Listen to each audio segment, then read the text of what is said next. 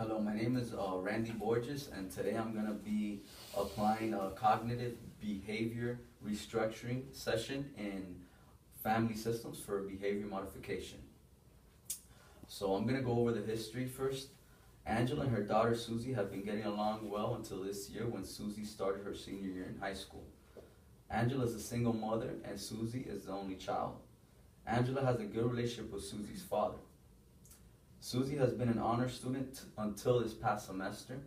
Her grades have significantly dropped and her mother fears that she will not graduate because of her recent deviant behaviors. The presenting problem. Susie has been acting up in school and has been involved in some deviant activities with her new boyfriend. She's also getting into fights with her mother, Angela. She has not been showing respect and has been arriving home late, way past her curfew. Susie refuses to answer her mother's phone calls and never checks in with her to inform her where she's going to be at. When Susie gets upset, she has been verbally abusive with her mother, Angela, and begins to violently throw things around. Angela has expressed feelings of depression due to Susie's recent behavior. Susie was referred to me by the school counselor to receive therapy for her most recent mishap, which involved a physical altercation with another student in school. So now our therapy session will officially begin. Hello, my name is Randy. Nice to meet you, Doctor. Hello. Hello, Angela. Hello, Susie. So I'm glad you both made it to your first visit, okay? We'll be meeting at least once a week for the next 12 weeks. I see in the paperwork, Angela, that you have signed the necessary documents to treat your daughter, Susie. Yes. I want to highly inform you and Susie that everything discussed here is confidential unless I feel that your daughter is endangered to yourselves or to anyone else. Is this, do you understand? Yes. Okay, perfect. Okay, so Angela, I see here that Susie's counselor recommended her. She said that basically she got in a fight at school, and you also have your own concerns for your daughter. So let me know, what's going on and, why you guys are here. Well, Doctor, Susie's always been an honor student till this past year, and I'm concerned that she's getting in trouble and that she's not going to graduate. So I'm really concerned about my daughter's well-being. Okay. Well, I understand your sincere concern for your daughter. We'll correct this. We're gonna correct this. Susie, you were earning great grades before this past senior year. Please tell me what's caused the new change in behavior, and how you genuinely feel about what's going on. Well, Randy, first of all, I really don't want to be here, really. But I just can't take it anymore. My mom, she drives me crazy. And I'm older, and I want to be independent. And she doesn't stop clinging to me. She's very clingy and needy. And she calls me 24/7. And none of my friends, get smothered by their parents. I just want to be like them, independent. But she won't let me. So that's the problem. Angela, you want to elaborate a little bit more on what Susie is actually telling me? Well, Randy, she goes out with her friends. I call her, she doesn't call me back. Now she's got a new boyfriend, which I've never met. I'm constantly calling her because she disappears with her friends and I want to know where she's at. I try to have a conversation with her. We don't talk like before. And it's just gotten very difficult. I think that she's gonna fail school. Okay, I understand your concern, Angela. Susie, do you want to elaborate on your feelings and why you've been lashing out with your mother and what's actually caused, some of this frustration and anger? I really don't want to talk about it. I'm just so tired of the situation. I don't want to be here. I want to be hanging out with my friends and with my boyfriend, and she just doesn't understand. I'm tired of her, I just want to leave and go to college already. But how's she gonna go to college if her grades are dropping? That's why we're here, for the therapy. listen, Mom, I don't wanna hear it. Stop it already. You know, stop getting in my life. You know, it's annoying, I'm not a little girl anymore, and you'll never understand me. Okay, well, I'm hearing both of your stories.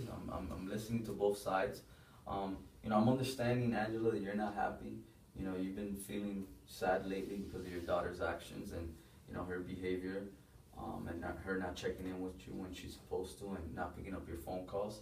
And I'm hearing, Susie, that basically your recent behavior and the change in your behavior has a lot to do with, your relationship with your mother.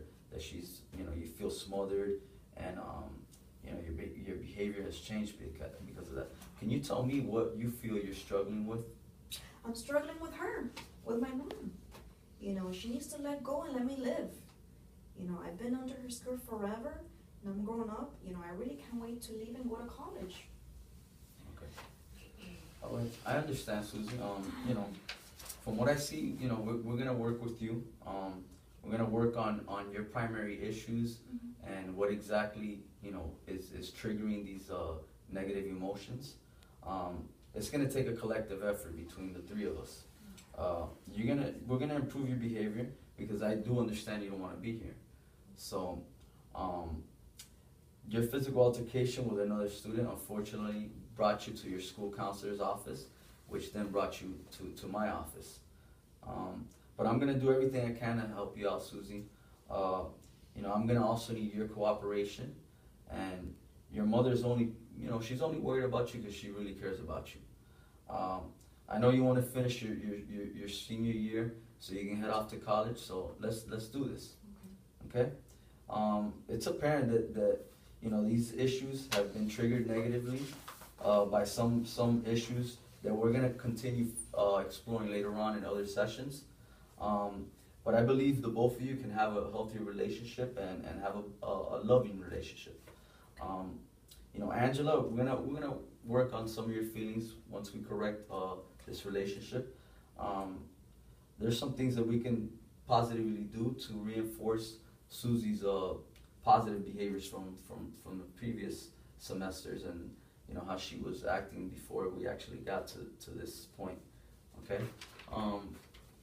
I jotted down our first goal. Okay.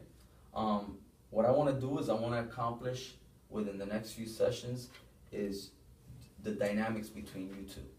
Okay, we're not gonna worry about the fight you had at school yet. We're not gonna, worry about the deviant behavior she's been showing with her boyfriend or her friends. I want to work on your guys' relationship first too. So we're gonna accomplish that by exploring the events that led to these disagreements between the both of you. Okay. We're gonna focus on how you feel, and instead of arguing, we're gonna communicate. All right. Susie, I want you to look at your mother and tell her, why you feel angry towards her, but tell her in a nice tone of voice. Mom, I want you to, back off and just give me some time for myself and let me do my own thing. I'm getting older and I'm going to college now, and you have to start to trust me. I'm not doing nothing wrong, I promise, but you need to trust me more.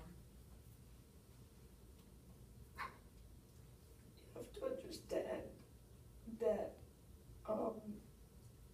I want to protect you, Susie. I need to know where you're at. I need to see that you're doing well. We don't talk anymore or spend time. You understand, sweetheart? I hope you're seeing, Susie, how much your mother really cares about you. How much she truly loves you. I'm gonna be sending you both some homework. I want you guys to look at the homework, and we're gonna work on contingency contract so that we will restructure your relationship and to the previous status and hopefully an even better relationship going forward. Susie, I want you to jot down in a small notepad whenever you and your mother have an argument, whenever you feel irritated, or whenever you're feeling bothered by anything that she says. I want you to jot it down. Okay? I want you to write exactly how you feel and what it is exactly that angers you at that moment. Then you're gonna focus on talking to your mother rather than lashing out. You're gonna practice patience.